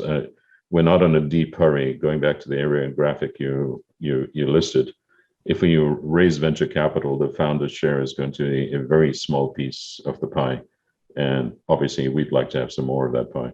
Yeah. What is your end state? Do you see this as a strategic exit? Well, every entrepreneur is going to say, let's get to an IPO. So we're modeling that we will pass we'll pass $10 million per month in recurring revenue in about 2025 and mid to early, depending. Really, we're going to be gated by project finance and permitting processes, not by market demand. Yeah. The market demand is, well, I mean, you can pencil it out. There's only so much of a market, right? Yes and no. There is only so much of the market for milk, but we're producing hydrogen and a couple of other interesting gases for which there is, for the next 10 years, there's at least as much as the market can provide. This seems to be a theme, right, of the meeting today, where and I think how I'm thinking of it is market-facing companies could rely on go-to-market and an influx of capital in a growth round to really reach their full potential. Non-customer facing brands, meaning like the average person isn't going to know your product exists. You have to be in a niche space or in that industry. The average person will not know. You're correct. Yeah. So you need a champion, right? In that regard, whether it's an advisor champion, a corporate champion, or an lead investor champion. And it makes sense. Like everything you're saying makes sense. What I would do, and it's actually in our courseware, in the exit strategy course, it's either exit strategy or ideal acquire profile course. There's a pattern recognition process. And that goes back to the first question I asked of, have you identified who these potential investors are? Through the pattern recognition process in the course, you'll be able to see what their M&A activity has been over the last couple of years. And you'll be able to understand, are they investing on top, bottom? What are the drivers that they're investing? What are the market conditions? What are the size of the company? Where is it in revenue? Is it at revenue? So on and so forth. So that's the first, that's your behind the scenes. I would get really smart about what I need to, sorry. I'm not trying to interrupt, but since this conversation is recorded, we are in conversation with about 4 corporates, but I'm not at liberty to disclose them on a recorded media. Okay, good. Then by no means don't say anymore. I don't want to put you in risk there, but that's the point, right? Is because my next question was going to be, how is your internal operations and back end operations? Is it clean? Right? Because as you go up market and you get to these, more credible, serious investors, their diligence process is basically a game to try to drive you down and take less, right? So there's 2 things you could be doing: is preparing yourself for what does this company need to look like so I could show well in front of them once I've identified them. Fix anything that is back end system process oriented that would prevent you from getting the type of valuation that you need. And then find whether it's one of these corporates or an outside advisor. you're at a position where a wrong move could, it could mean millions of dollars in the fate of the business. So I would find someone very close that could help guide you through this process. And if I can I add could help point you in that direction if you'd like. If I can add something to this, I was chairman of the board in a solar technology company. And from your problem description, you sound similar to the problem that they had. On one hand, they had basically the most advanced tilting technology for solar panels and robotic cleaning. And they believed they have to become also the solar developers. So they had project financing needs and then the development of the product needs. We ultimately decided to completely abandon our own project development. They had over $500 million of potential projects. And in that industry, it can take 5-6 years before even a project is approved, before you get out there. So the strategy, we were looking for partners that were developers and try to spec our technology into it versus also trying to develop projects. This is a very difficult thing to have a product company and a project development company. That's just from a similar area advice that I would not chase projects with your company that could ultimately kill you. That's a great perspective. I just have to add one more thing. Manu, since I know you from before, your biggest selling point you didn't mention, that you're a serial entrepreneur with successful exit. That itself gets you the attention, and you need to mention it. So Randall, it's a funny story. He got one of the founding fathers of Silicon Valley as an investor, and in his previous company, and this person liked the company so much, he said, "Hey, I want to own this company. Can you take money and leave?" And Manu did that, so he knows when to quit when you're ahead. Yeah. And one more thing to Manu. Manu, I had a project from a Russian startup company that had found that rice husk and hull contained amorphous silicon dioxide. They had a process to extract it, which was per ton of waste products, $1,500 in basically a commercializable product versus $150 burning the stuff for electric energy. I had BASF Ventures from Germany willing to put the first, not prototype, full functional production plan and finance it for $40 million. But there was some extra work that the Russians had to do in validating the market in North Carolina that unfortunately never came together. But if you look them up and you think BASF Ventures could be a partner for your ideas, because this was an area they were very interested in, then I could potentially make the connection for you. Actually, BASF is on our list of corporate partners because one of the gases we output is a key feedstock into a number of chemical processes. Okay. And today that feedstock price ranges up to about $14 a kilo for the gas weight. And we are proposing to make a couple of tons per day. So that would qualify you under their investment scheme. If you talk to the investment partners at BASF, there's actually one guy here in LA. We could potentially see whether we get you in front of them and obtain even some investment. That would be very interesting. I would love to follow up on that because there's some other interesting things happening in LA, and I was planning to be in LA reasonably soon. So the part of the problem we have, just being very open, is I wouldn't call it, maybe it's a problem, maybe it's an opportunity, because this is hard tech. Some of the talents that we need to build this kind of company is going to be in the LA area.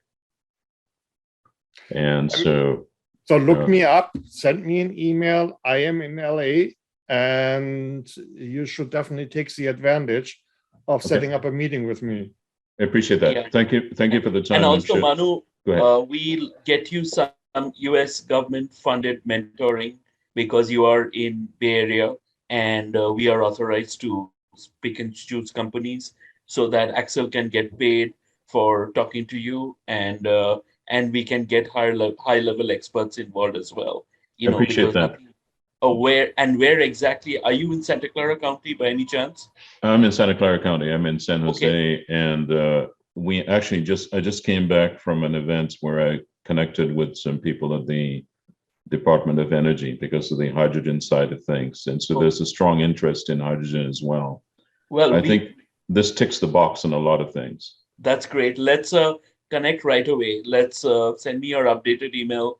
I know we are message on Yeah. LinkedIn, and Axel and I, we have become paid advisors to San Jose State Innovation, and they want to make Silicon Valley, Santa Clara County, the center of Silicon Valley. There is So one, we there will get- is actually one professor at San Jose State.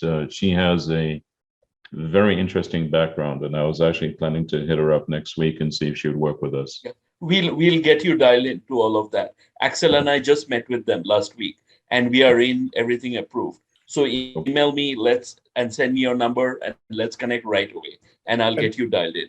If I only Appreciate the may time. add one thing, and I don't need an answer, but I just want to say something to the hydrogen problem, right? So about 15 years ago, there was this big promotion by the federal government. Hydrogen is the way to go also for the fuel of the cars.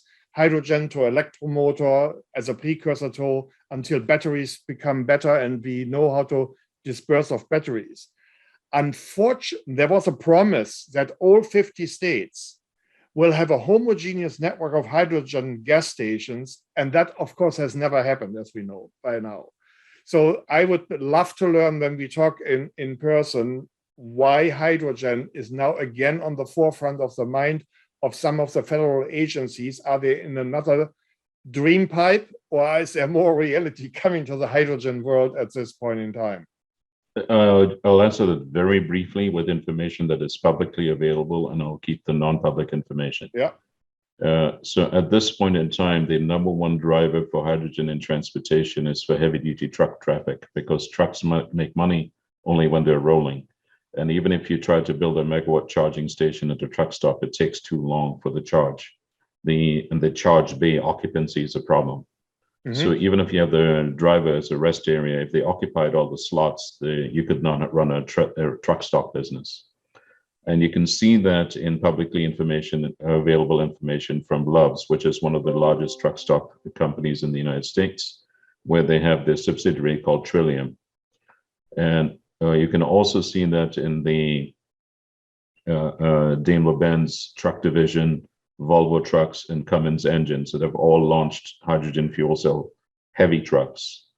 And in regards to the comment about the fueling stations, the Highway 99 and 5 are having built up. I actually have a new hydrogen station about 2 miles from my home. So there's a considerable network of hydrogen stations already in California. And part of our advantage is that all of our hydrogen production, the target facilities we have, are all within 25 miles range to either I-5 or 99. So the ability to provide pickup and delivery and avoid the long haul transportation, say, for example, if I build a plant in San Pedro or Stockton is getting $1 billion hydrogen plant. But if I have to transport fuel up and down, it's much easier to do a loop around our mini operations. So what we're essentially doing is we're applying internet thinking to fuel production. Since we have distributed production facilities, each of which produces a reasonable amount of energy, even if any one system went down, the rest of the network can supply the demand for hydrogen. So our ramp rates that we are looking at is going to be in line with the consumption rates. And I just came back from Fresno late last night, where we've actually got a handshake agreement on deploying a complete integrated system at CSU Fresno. And now we have to work out the details in Cal OSHA and everything else to implement. So the Fresno state system, where they have a working dairy, will be the showcase of going from cows to trucks and everything in between. So this right now is actually, that may be an area, Casey, where maybe there's funding available that if we can put that together, then that becomes a demonstration platform that this is indeed doable and viable. And oh, by the way, while we're doing that, we're going to be saving millions of gallons of water per year, which is absolutely critical to California in a drought condition. By the way, Yeah, let's talk Highway soon. 5, Yeah. you remember driving up and down, there is so much cows on one Yeah, side of the highway. Yeah, that is the Harris Ranch feedlot. There's 110,000 cattle at that Wow. at that ranch. They're not milk though. They are beef cattle. So the hydrogen production capacity of that unit is a little more constrained. I would have to do a couple of things to work with them. Okay. But we know. I have a last comment. Yeah. Manu, my really close friend is advisor to India's sovereign fund, and they make matching grants. Especially dairy is one of their top priority. But you got to get a little bit more so that, I mean, they won't even look under 20-50 million. But Actually, that level. Actually, I have a problem. We have a line of sight in 240 of these machines. Okay. Which means that we will not be able to burn up our current sales pipeline for the next 3.5 years. So that's I'm not a problem to have. Give me right. your number. I'll call you as soon as this event is done. Okay, yeah, we won't be able to support India for 4 to 5 years is my point. So I'm okay dealing with them later. All right, let's get you into the San Jose state. What is your number? I'm at 408-807-5667. 408-80. 75667. I'm going to put my email address here. Yeah, 408-807-5667. Okay, I'll call from 415 number as soon as we end, because this is and it also fits with our conference in October, which brings CVCs together with government funders from state of California on the last day of TechCrunch and the next day. So everything will flow in perfectly. Absolutely. Yeah. And by the way, send me your pitch deck. My email is axelt@pitchglobal.com. axel@pitchglobal.com. It's right behind me and in my screen. So, and keep me on the warning list. So I need at least a week advance notice when you come down here, so that I'm not already booked on every single day. Not a problem. So we right now, like I said, we're also just trying to figure out who's interested in these kind of projects. So we'll probably want to come back and raise around in about September, October. So right now it's just who's interested.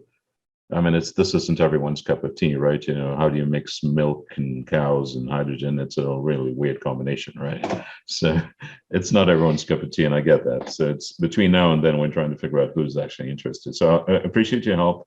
I want to think about the project thing, because there's some nuances there that make it that make this a little interesting. Because ultimately we need to figure out how to scale. And so if there is we've opened up an email discussion, but hasn't yet moved forward with a major EPC company that would hopefully be able to take on the project build and execution. And so we can scale on that. So again, introductions to EPC outfits would be very interesting. And one last question. What is the existing level of friends and family funding into this company for now?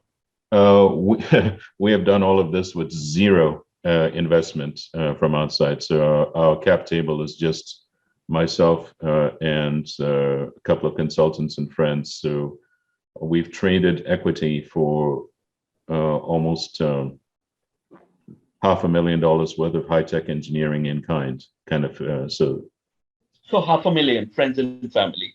In kind, not cash. But I mean, that's fine as well. Yeah, it's been we've been really lucky. We've been able to recruit some of the best talent in the world to help us work on this problem. That's great. But let's speak now after this event, and I'll get you. San Jose State is putting a lot of resource, and we will put it behind you, Manu. Thank you for your help. I really appreciate it. Thanks, Casey. Sure. So, Casey, I think we have reached the end of today. It was a very interesting session. Money makes the world go around, and we learned today from Randall and the interesting various different aspects of the community that was pitching today.